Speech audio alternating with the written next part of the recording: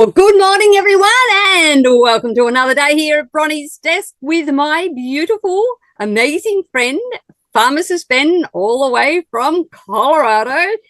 And we've got a few questions sent in today, but the main question I would like him to answer, because it's quite an interesting one when you think about it, is why, for example, we're talking about diets, different foods and stuff.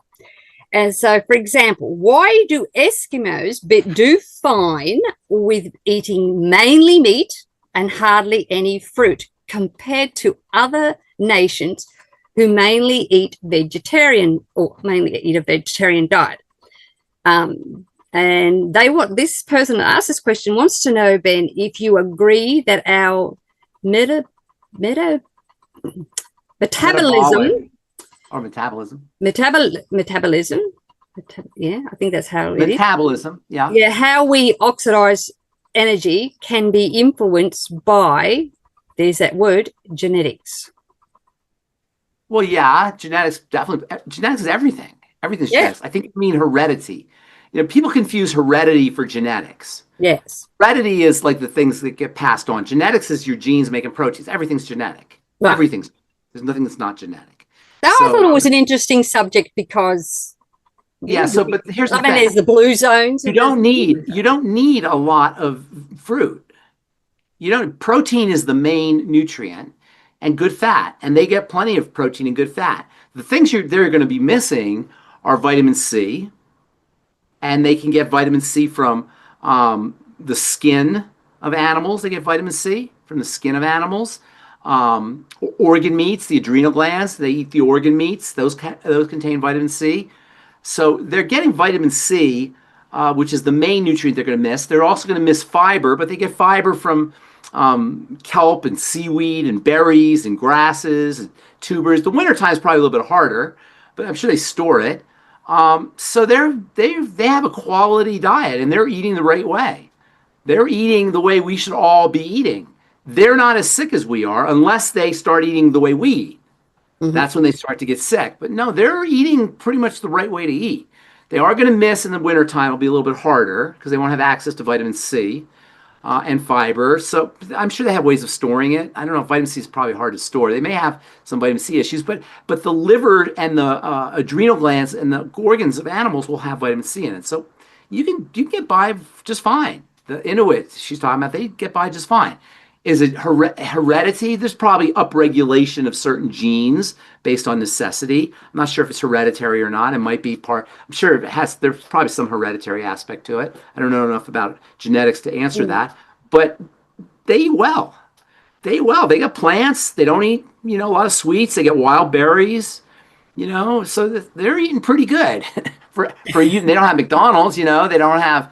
We have a commercial eating good in the neighborhood here for Applebee's. It's like some crappy little fast food thing that they have. They're not eating good in the neighborhood, but they're eating good.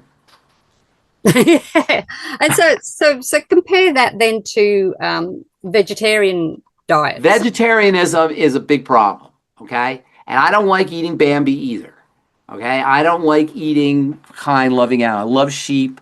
I love goats. I love cows. I don't like eating them.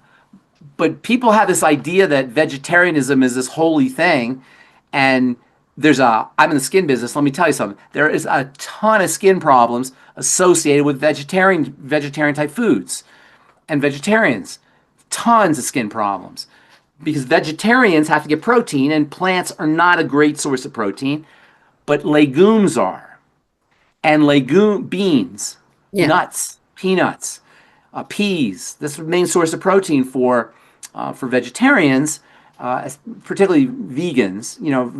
If you're a regular vegetarian, you can eat eggs and fish. So, that's one thing. But vegans, the strictly vegetable diet is a problem. And not only is it a problem because you're getting these reactive proteins, people don't really react to meat, but they react to legumes. And so not only are you getting a problem with the reactions to the legumes, the protein in the legumes, but remember, plants don't want to be eaten. So they make medicine, they make poison, I call them plant defense molecules or lectins that can wreak havoc on your blood. and on your intestine, especially grains. So vegetarians tend to eat a lot of grains. What's more, as if that wasn't bad enough, vegetarian food tends to be very, very, very processed, unless you're eating just vegetables.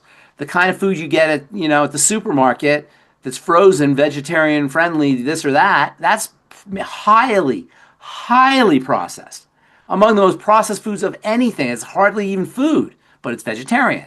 They take a cauliflower and they'll grind it up and they'll add enzymes and various chemicals and flavor agents and to make it into eggplant or make it into chicken or something. They have these concoctions, these frankenfood concoctions that are largely vegetarian. And the reason is because they're cheap. And if you have the factory, the money to to invest in a factory, you can make a boatload of money selling this stuff because meat is expensive. Animals are expensive. This stuff is cheap as cheap gets. So there's this glut of foods like this. There's this thing in the United States called the what do they call it? It's a Natural Foods Expo. They call it the Natural Foods Expo, right? And it's every year. And I went about 15 years ago, maybe even close to 20 years ago, and it was so big. I was getting dizzy from how big it was. There was multiple buildings with multiple floors of people selling these TV dinner things, these microwave things, these pizza things, and cauliflower chicken wings, and all this other stuff.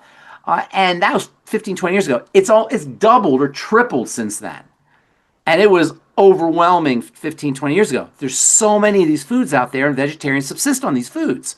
A lot of vegetarians do. Now, if you're a serious vegetarian and a serious food person, you're going to eat just the raw vegetables or just, steamed vegetables, that kind of thing. But even then, you have the beans, the nuts. And so vegetarianism is not all that. I can understand it, and meat is a problem. There's no doubt about it. Meat is a problem food. But to hear it from vegetarians, you think that, oh my gosh, vegetarianism, that's the way to go, and it's healthier, and we're supposed to eat vegetables, and no, human beings are omnivores. We're supposed to eat everything. That's how we survived. And in fact, our digestive tract is more prone towards protein than it is towards processing veggies, because processing veggies requires a lot more actually you need a longer digestive tract to process the veggies. That's why cows have 3 stomachs or 2 stomachs. All these animals that eat all these veggies, they have serious enzymes that we don't have that allows them to do that. Human beings are omnivores. So I can see we only their have point. one stomach. What's that? We only have one stomach, and Cows thankfully have 4 stomachs, don't they? cows have 3 or 4. I don't remember, ruminants. I think it's 4. I think, yeah. So There's a lot.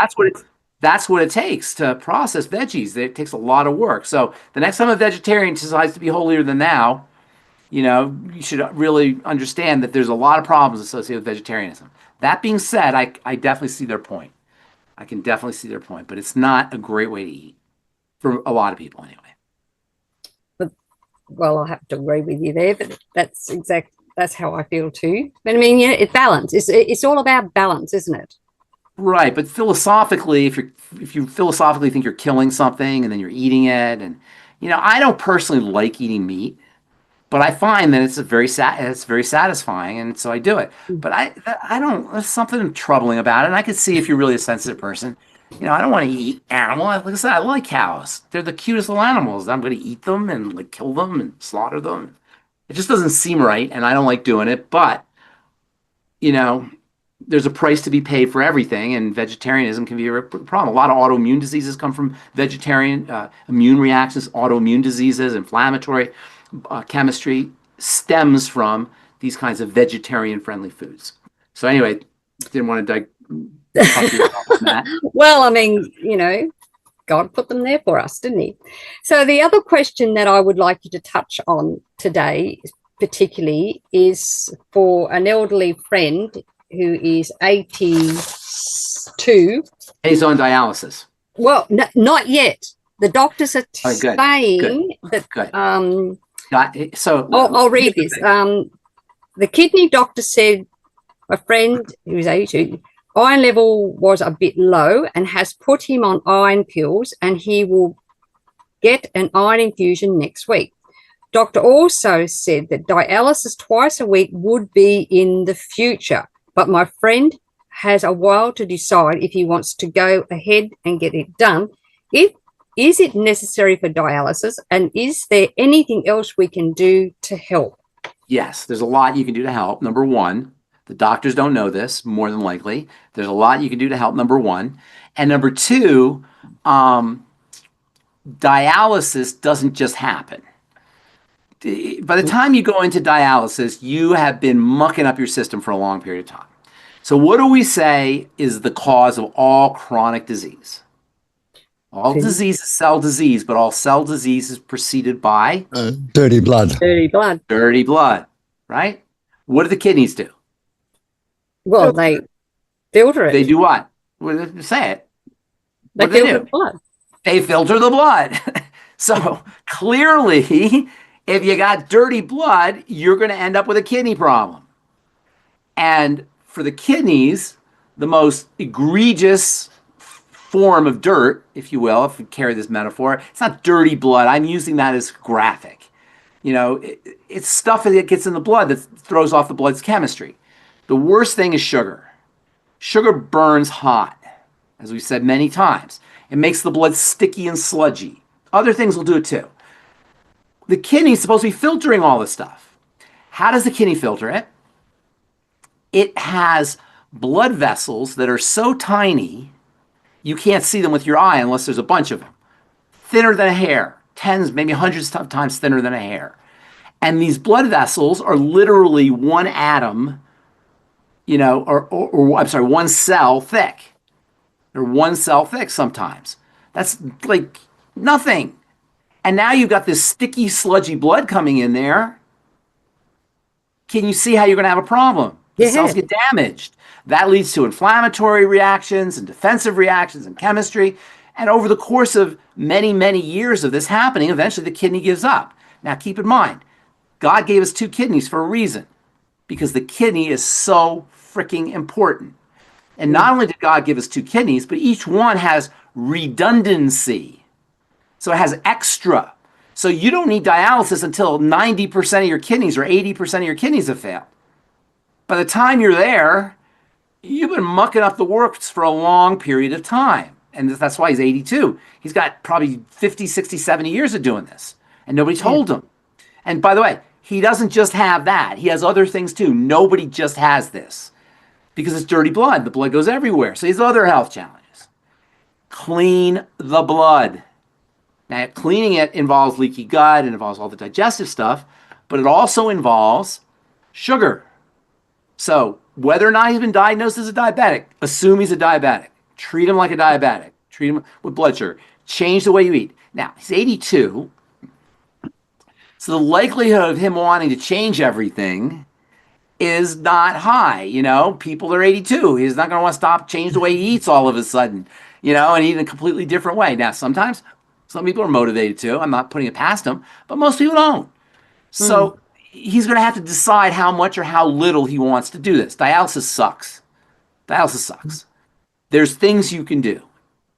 Now, from a nutritional supplement standpoint, electrolytes are very important. Water-soluble nutrients are very important. And all the blood sugar stuff is very important.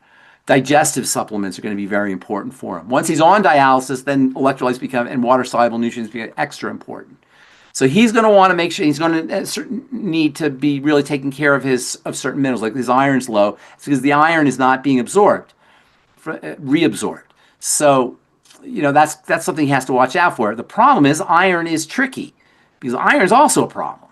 So, you know, yeah, you can have too much of it too. You dig yourself into a hole over the course of time. This is a cautionary tale for people listening who are in their 40s or 50s or 60s. You don't want to get there.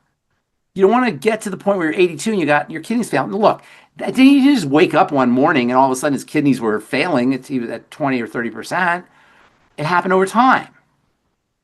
And if he gets checkups and goes to the doctor, they probably noticed it. So, you know. Well, he goes to a kidney doctor, so that says something. Well, kidneys are very, very important. You don't want to be mucking around with the kidneys. And dialysis, you sit there for like hours. 3 times a week, you sit there for hours while your blood gets filtered, and you just sit there. I can't even imagine what that does to you. 3 times a week, 3 times a week. It's terrible. Yeah, I know some go have it every day, and I think that's no life.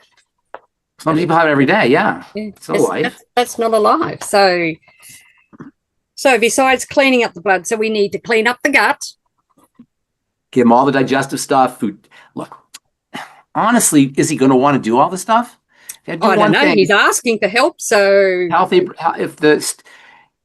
He can do as much, or he can do as little or as much as he wants. Yeah. As little as he wants. If we tell him the full protocol, and he decides only do half of it, then that's his choice. He gets half benefits. So if you give us the whole, you'll get half benefits. Then sugar. Treat him like a diabetic. Okay. Treat him like a diabetic, low sugar, ketogenic, low calorie. Keep the blood sugar free as best as you can. Then you don't want to do the leaky gut. If you want to throw something else in, work on the gut. And then make sure you're pounding the body with the Mighty 90 essential nutrients just to get the basic nutrients into his system. That's what I would be doing. Yeah. Okay. That sounds good. Now we had another question, which is a little bit of a touchy subject. We've sort of kind of touched on it before. Yeah. I sent you through because and the reason that I've had 2 people ask me about it is the B6. Which one? The B6 issue, because it's come up. Before I even answer that, because I told you I don't even like answering that stupidity. No, that's I don't like even talking about it. But let me just say this: the 3 worst places you can get health information about supplements or about health are A, the government, B, your doctor, and 3, the media. Those are the 3 worst places to get health information from. Okay, it's not their job. It's not the government's job. They're there to make money. Yeah. That's what they're there, is to make the economy run. It's not your health. If you get information from the government, it's going to be based in what's financially viable and financially beneficial to them, because that's why they're here. And it's not like individual people, it's the whole economy. The economy depends on it, and there's all lobbying and there's all that stuff associated with it. So the government, number one. The media is sponsored by these companies. These companies buy the media. They buy the advertising, and the media runs on advertising. So the media is skewed. And then your doctor, he doesn't care. He's just trying to get you asymptomatic, to get rid of your symptoms. He doesn't care about your health. He doesn't know anything about vitamins. He doesn't know anything about nutrition. He's just trying to get you so you're not dead, and so you don't have symptoms. That first, number one, that you're not dead. That's their number one concern. You're not dead. You could be a vegetable with all kinds of tubes sitting there and you're unconscious, but you're not dead. And that's their goal, is you're not dead. And if you're happy not being dead, then the doctor's for you, because that's their job, is to keep you not dead. But if you want to thrive and you want to be healthy and you want to be vibrant and you want to throw your grandkids up in the air and catch them and be able to jump out of bed and have all this wonderful energy, it ain't going to happen from the medical model. That's not their job. Their job is to make sure you're alive, which is good. Obviously, you need to be alive. Yeah. But if you want anything else, you don't ask your doctor. They don't know. It's not their fault. They're not bad people. That's not their job. Their job, listen, I want everybody to hear this. Their job is not to make you healthy. It's to make you not sick. There's a big difference, isn't there? It's a big difference. There's a big difference. If you want to be not sick, go to a doctor. If you want to be healthy, you've got to work on your lifestyle. And it's not a knock on doctors. That's not their job. Their job is to keep you alive, to keep you not sick. Your job is to get healthy and strong. So don't ask your doctor about B6 and don't care what he says about it.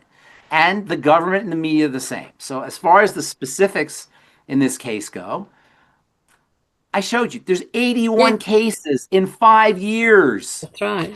How many cases of McDonald's heart attacks are there? Until they start to ban McDonald's, I'm not taking them seriously when they say they're going to ban vitamin B6.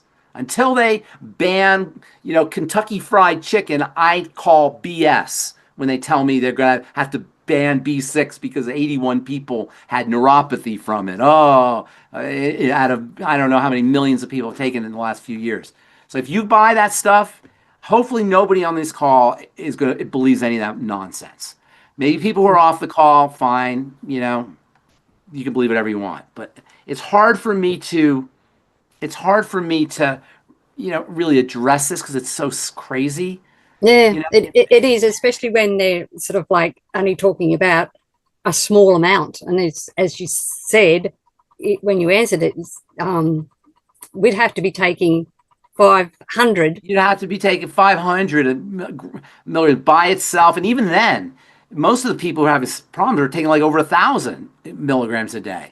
Nobody's talking about taking that much. You don't need that much. Who takes that much? You know, but to ban it for everybody, I don't even know what they're talking about banning. I don't know. Are they talking about banning it Well, entirely? I don't know. They're just there's Seem, is just one of the, I won't name it here on recording.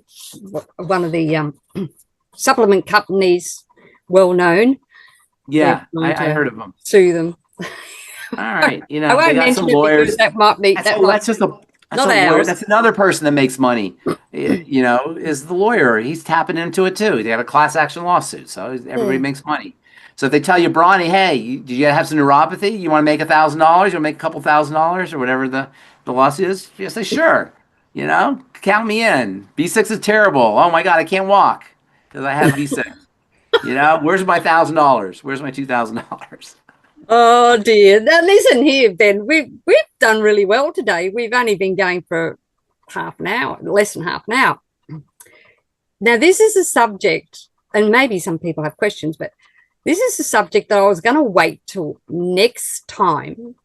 So if you feel it will take longer than what you've got, then we will leave it Okay. next time. But Okay. this morning we had an interesting call with Paul and Cheryl, and someone asked about the vagus nerve, Okay. right? And so Yvonne and I thought that would be a really good topic to have you talk on, helping people who are having issues with their vagus nerve. What is it? What does it do? What did they say? What did Paul and Cheryl say? I'm not going to tell you what they or I'm Cheryl just wasn't curious on, what the they said. Paul was on. They were just sort of trying to help people. I'm just curious what they said. The vagus nerve, vagus means wanderer. And the vagus nerve wanders throughout your entire body. And it's responsible for relaxing things. It's a relaxing system. And they have a thing now called vagal or polyvagal theory. And polyvagal theory are the idea, which I've talked about for eons, about the parasympathetic versus the sympathetic. It's one of the fundamental ideas that I talk about. Is the parasympathetic, right? Sympathetic is fight or flight, parasympathetic is rest and digest. Learning to activate the parasympathetic nervous system, the rest and digest nervous system, and telling the sympathetic nervous system, the fight or flight nervous system to stand down is key.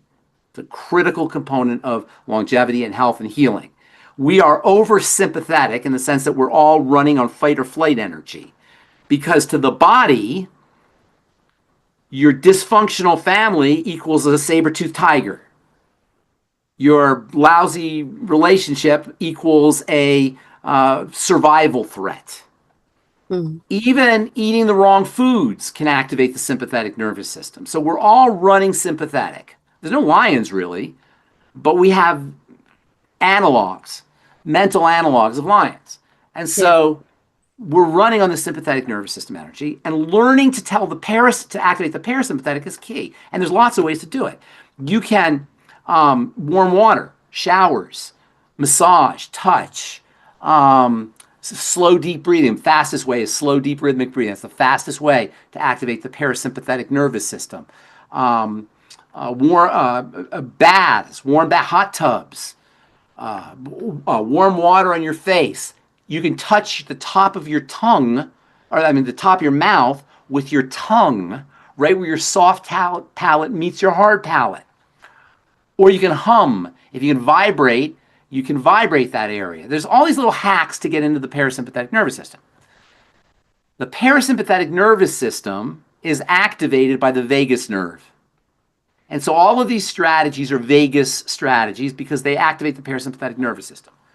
So today, there's healers, alternative healthcare practitioners, and probably people in longevity who understand the importance of the vagus nerve because they're hearing about it as a way to activate the relaxation response. And that's really key. I don't really mention the vagus nerve, although a little bit I do. It's really the parasympathetic nervous system. The vagus nerve is just the nerve that activates it. Yeah, there you go. Well, Is that what they said?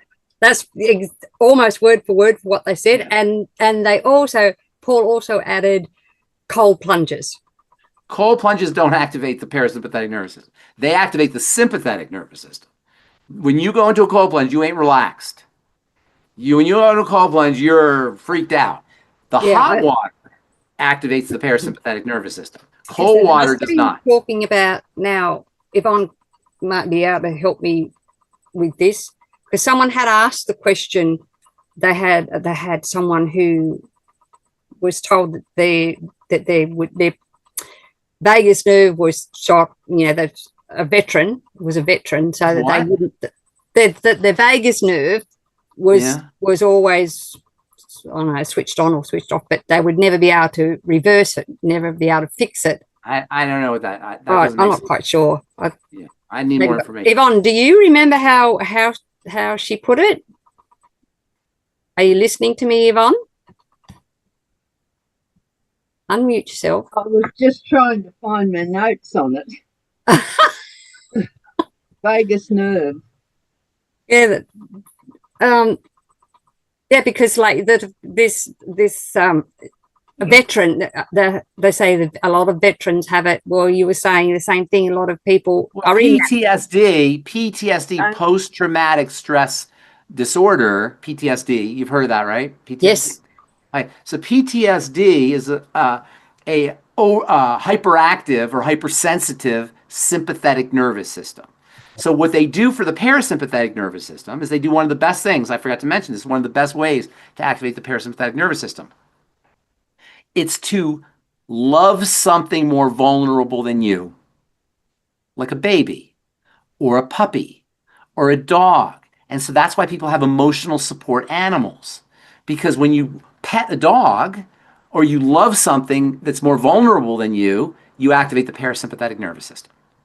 And so for the vet, if he was a vet, he probably is in post-traumatic, he probably has PTSD, which is common. And they're probably trying to activate his parasympathetic nervous system. That's why they give you emotional support animals. Even watching cat videos will activate the parasympathetic nervous system. Do you ever watch cat videos? Right? Yes. Watch cat videos. You'll activate the parasympathetic nervous system. Even just watching. When we take care of something that is more vulnerable than us, it activates the parasympathetic nervous system. Another great way to activate the parasympathetic nervous system, the vagus system, there's synonymous. Gratitude. Being grateful activates the parasympathetic nervous system. That's why it's called the rest and digest nervous system. That's why you're supposed to say grace before meals. You become grateful for your meals. You get better digestive juices. You digest your food better. You get better secretions. You absorb your nutrients more effectively when you say grace. Praise God. How cool is that? It is pretty cool, isn't it? That's pretty cool, right? The worst thing you can do is watch the news while you're eating, or drive while you're eating, or drive and watch the news together, or drive and listen to the news together, or fight with your husband or your wife, or be in a business meeting. Those are the worst things you could do, because that puts you into sympathetic mode, shuts your digestive system down. And that's what we all do. We watch the news, right? Paul said to lay flat on your back on the floor and for 30 seconds move your head left. Your eyes. No. Hold your head straight. It's got to keep looking up and move your eyes. Yeah. And move your eyes. Yes. If you look at your peripheral vision. Yeah. You don't have to, you just have to activate your peripheral vision. It's called open eye focus. If you activate your peripheral vision, you'll activate the parasympathetic nervous system. When we focus like this, that tells the body it's a red alert. You got to focus. But if you activate the sides of your eyes, that's true. That's a very good, that's a good suggestion. Right on, Paul. Paul knows his stuff. But he really did, he did talk about the breathing. As soon as he mentioned the breathing, I thought, this is right up Ben's street. Breathing is the fastest way to do it is the breath. Yeah. You can do it in a second with the breath. You know what else is a good one? Is thinking or paying attention to a part of your body. your fingers. Focus on your fingers. Remember I did that with you once? Yes, and put me to sleep. You put you right to sleep, right? You get just focusing on a part of your body, or here's another one, focusing on a sound, the air conditioner, the fan, an ambient sound. When you focus on an ambient sound in the environment, you'll automatically go into parasympathetic mode functioning. Yeah, he did talk about that. Was another thing. Was the what were those sounds? Oh, Water. Oh, those white. No, I know what you're talking about. The binaural beats. I wrote it somewhere, but I can't read my own writing at the moment. But, There's various sounds. A fan will do it. They have these apps that are the sound of a fan. You put the headphone on, it goes like a fan. That puts you right into parasympathetic functioning. Do you remember, Lisa? Do you remember were you on the call this morning? No, I had to miss it. But another big one, I used to work in a hospital as a pharmacist, and even as a patient, they always have that buzzing hum sound to kind of quiet things down and give that you humming sound. That zone out atmosphere. Yes, if you focus on that sound, you will activate the relaxation response. Focusing on a bodily sound, on breathing or your heartbeat will do it too. If you have a bodily sound. What about plants? Plants are very vulnerable too. And they say that gardening is the number one hobby of the United States. Gardeners. Gardening, absolutely. The zen of gardening. Plus, when you garden, you get negative ions. You get electrolytes coming from the plants and from the soil. You get electrons coming from the soil and electrons coming off of the plants. So yes, gardening is a great way. Are you a gardener? Yes, I am. I've always wanted to be a gardener. My husband is a gardener in our house. He tells me to leave it alone because I kill everything with kindness. Oh, okay. Yeah, too much kindness. That's true. Well, I like to sweep the sidewalk and pull weeds. Do you? You like pulling weeds? Yeah. It's funny. I had a girlfriend who was an herbalist, and she taught me, like all those nasty weeds, they're all medicine. Yes. But I don't eat my plants. I just breathe deeply and enjoy the beauty. Okay, gotcha. Well, isn't it cool? The one thing about plants, which were created on the third day of creation, is are completely in love with themselves. You never see a plant that wants to be a rock or a tree. Oh, listen to that. And transgender issues, they're totally content with being who they are. And many plants live to be well over 100 years old. We've got a tree. We got lots of trees that are old. In physics, green is the heart. Green represents love. Well, that must be why green's my favorite color. Yeah, green represents love because Roy G. Biv, red. If you do Roy G. Biv, the middle color is green. Roy G. Biv, Roy G. And so green has this the green has this role in nature of connecting two poles. Plants connect the earth with the sun. Mm. They're the main. It's kind of in the middle of the rainbow. Right in the middle. Right in the middle of the rainbow. It's the middle. It's exactly right. And when you think about money, it's a middle vibration. Our money's green. Look, our money's green. The same thing. It's a connector. Our money's not all green. What's that? We have colors. Here are the money. We made our money green. Look, I'll tell you what we have, right? Yeah. In longevity, that is good for concentrating on sound, is our air revitalizer. The Nature Direct's air revitalizer. I don't know what that is. In the Nature Direct.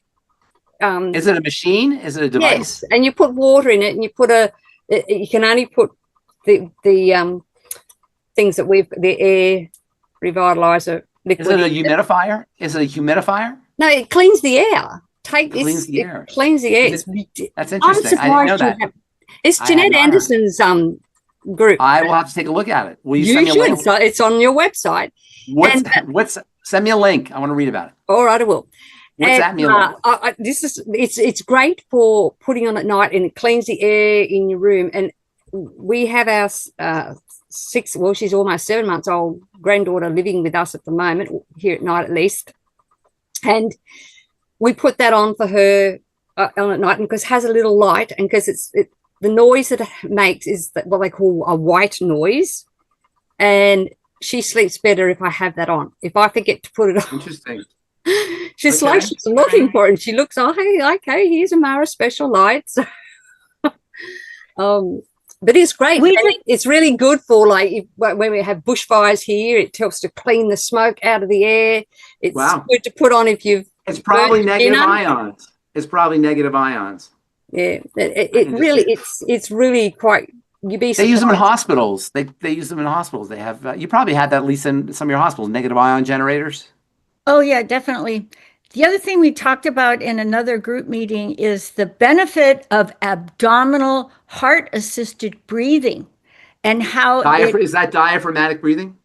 Yeah, well, it's actually it does involve the diaphragm, but it's watching your abdominal wall go up and down before you even get out of bed. It clears up your sinuses and boosts the glial cleansing of your brain and the lymphatics. Because lymphatics don't have a heart.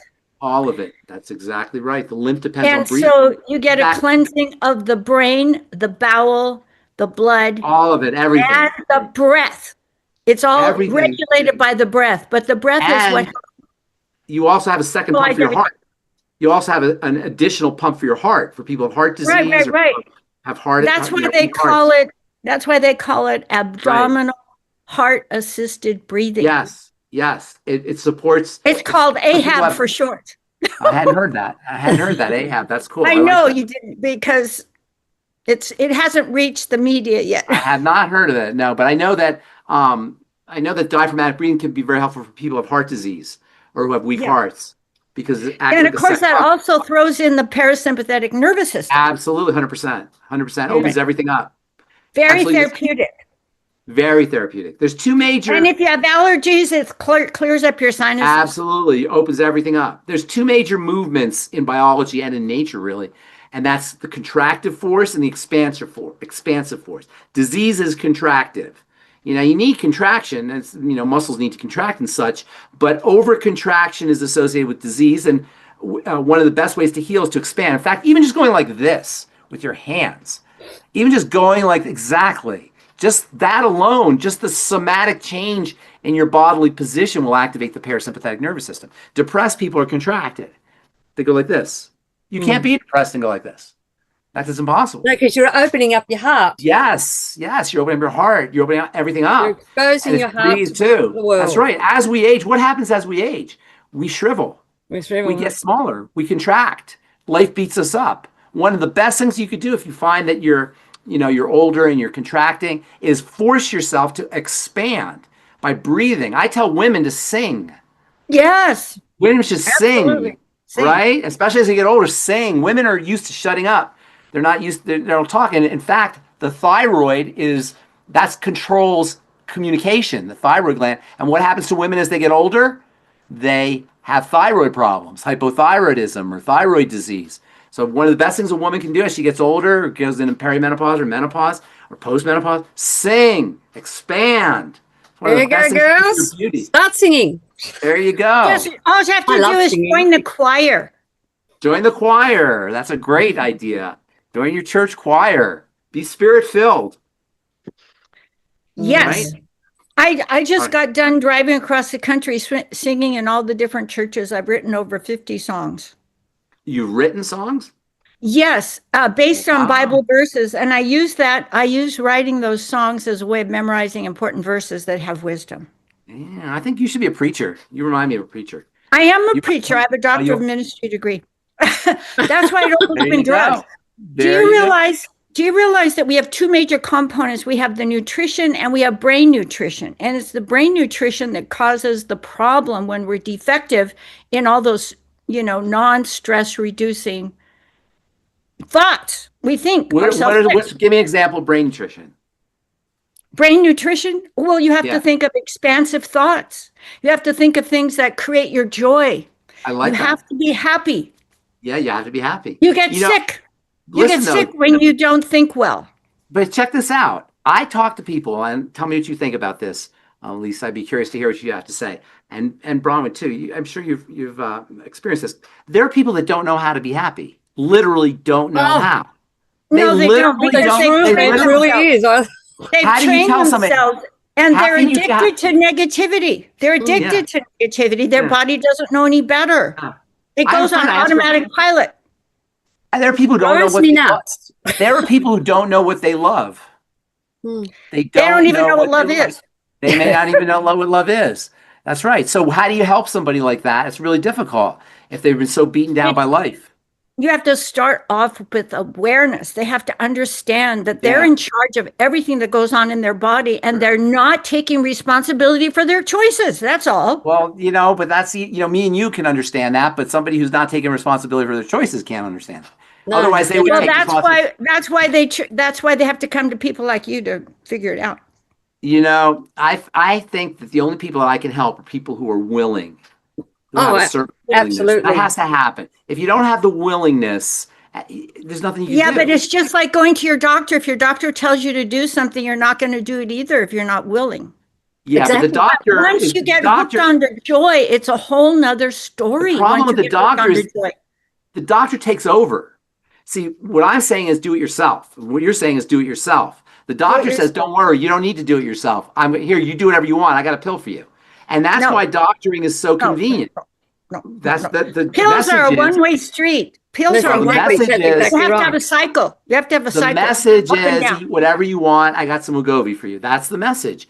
And that's what I would say most people are like that. The people we talk to, like yourself, Lisa, and Bronwyn, and Yvonne, people on this call, they're not the average people. The average person says, my doctor didn't tell me that. He said I could eat whatever I want. I'll just get a shot and I'll get high blood pressure. That's the goal. That's how we're trained, and I run into people like that all the time. I don't help them. I can't really help them. But the people on this call are not like that. The people in longevity aren't like that. And that's why we're a tribe. And that's why we are all here together, because we are kind of set apart from the masses of people. The masses of people are going to go to the doctor. They're going to get injected. The vast majority, 90% or more. Those of us who are on this call, who are listening to this, who connect with this, and Lisa said, who are open to saying, take responsibility, who are open to hearing this, feel your bliss, feel your joy, activate your brain, expand your body, all things we're talking about here. We're like unique. We're rare in the whole scheme of things. We got to stick together, people. That's what I'm saying. Yeah, the most important thing we can do is to take care of our pets, our perspective, our expansion, and our triumphs. And we don't do that. Oh, I like that. Our perspective, do you say perspective, expansion, and triumph? Because our perspective is based on judgments. We judge something. It's like the guy that went fishing and he saw a frog and the frog said, pick me up and I'll turn into a beautiful bride. It kissed me and I'll turn into a beautiful bride. And the fisherman says, I just want to keep you in my pocket, and the frog says, what's wrong with you? Don't you want a beautiful bride? Kiss me. And the fisherman says, you know what? I'm 80 years old at my age. I'd rather have a talking frog. I like that. That's great. Because his perspective was the right perspective. It was his perspective. And then for expansion, you've got to grow. If you don't grow, you die. You have to try new things, ask more questions, 100%. Learn new things. Because if you're not always changing, it's like, you wouldn't go through a whole day with 6 people living in your house and you never flush the toilet. We flush the toilet more often than we change our mind. We have to change our mind. My sister used to always say she doesn't have a dirty mind because she changes it often enough. Oh, I like that. So we have to change, which means we have to expand and boost awareness. And we calcify. Well, let me just say this real quick. One of the ways we die is we calcify. We get harder. We get firmer. Well, we lose our flexibility. We have to be flexible because we're not turning into a rubber band. Yeah, it's because we're not expanded. We're contracted, maximum contraction. Oh, right. And we're solidifying, and we've lost our elasticity. We have to stay elastic. Yes, and that can only happen if we keep moving. You have to keep moving. How about the triumph? That means you have to. This is the most fun one. It's the challenge of everyday life. We have to embrace and be grateful for our challenges, because if we don't have a challenge, we never grow. Love it. And we have to be able to, like today, the most exciting thing I did today was I cleaned up my yard, pulled my weeds, got everything ready for garbage. And I feel so expanded and triumphant because I got rid of stuff wins. that You got little wins. You have little wins in your life. And the thing is, you have to look forward to those challenges, because otherwise your brain never grows. If you don't, if you always have the same old rut, the more of a rut you live in, the closer you get to digging your own grave. 100%. I wrote a blog post a long time ago about my dad. I called it old man's disease. And old man's disease is when you know everything. You know what kind of hair you should have and shoes you should wear and how you should walk and how you should talk. And old people, as we get older, we have this tendency to know everything. And so the best things you can do, like you said, like Lisa so eloquently said, is learn new things, expand your mind. Even something as simple as brushing your teeth with your left hand or with your opposite hand, that'll expand you. Learn a new language. Read a new book, have a different philosophy, travel. There's all kinds of ways to do that. We don't travel expands the mind. We shrink. We know how everything is. And that's one of the worst things that can happen. I call it old man's disease, and women suffer from it too. So it's old people's disease. Old people's disease, yes. You don't want to be that. You don't want to be that. Like it says in the Bible, be like a child. Be like a child. That's beautiful. Keep asking questions. Always be like a child. Yes. Don't give up on learning something new. Yeah, every day. My mother always said, if you don't learn something new every day, or if she didn't learn something new every day, that was the day that she died. And the day she died, well, she didn't learn. True to her word, she learned something new every day. And I think she still did the day she passed away. How old was she? How old did she live? Oh, she died quite young. She was quite suddenly. She was 73. Ooh, that's young. My mother died at 98. She actually died the same way my sister did last year, with a massive blood vessel burst in the brain. Aneurysm. Yeah. Got to move. Keep moving. Yeah. All right. But she was a great learner, and and I live my life that way too. And people tell me they don't learn anything new, and I said, it might be very minute what you learn that day, but you've learned something. It's absolutely true. It doesn't matter what it is you've learned. I mean, you might have just learned how to breathe differently. That's exactly right. Well, you come on this show and you learn something. Just on this call. That's exactly right. If you didn't learn anything today on this call, you probably learned 2 or 3 things. And that's why I go out of my way to not do, I call this for that. Or, Lisa, you like this allopathic nutrition where, I got this problem, I take that medicine. I want people to know how the whole thing works. Absolutely. I want people to feel how this whole system works, so you don't have to go somewhere else and trust the doctor or trust the government or trust the media or trust people who don't know any more than you do. Look, what's the definition of insanity? Doing the same thing over and over again. The way we we treat our health in our culture, in your country, our country, in this culture is insane. We just keep going and going and going, get a different drug and a different doctor and a different specialist, and nothing happens. We're sicker and fatter and more cancer and shorter lifespan and more autoimmune diseases than any other culture in the history of the planet. And we have all these drugs and doctors and everything else. One of the biggest things is that parents don't raise their children anymore because they're off working, and they're not teaching them how to eat good nutrition, how to balance understand their bodies. Yeah. And they're not getting the basics of a good life and staying happy, because creating your joy is a really big deal. Kids expect somebody else to buy them happiness instead of them creating their own happiness. Well, listen, I grew up on a dairy farm and we worked more than we played. But I tell you what, it's rewarding.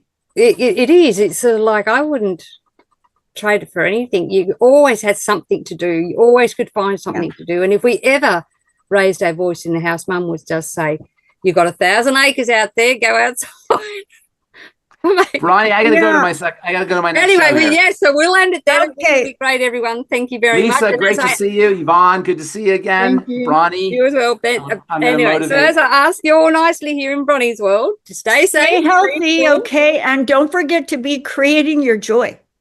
And Pat, exactly. So, Pat, perspective, expansion, triumph. As I ask you all nicely here in Bronie's world, perspective, expansion, and triumph. To stay safe, stay informed, be empowered, but do not live in fear, and do what Liz just said. Get your pet up And you too will be powerful, beautiful, brilliant, and most definitely very brave. God bless you all. Catch you again tomorrow here in Bronie's World. Love you. Great work. Thank you, Ben. Thank you, everyone. Love you, Ben. Thank you.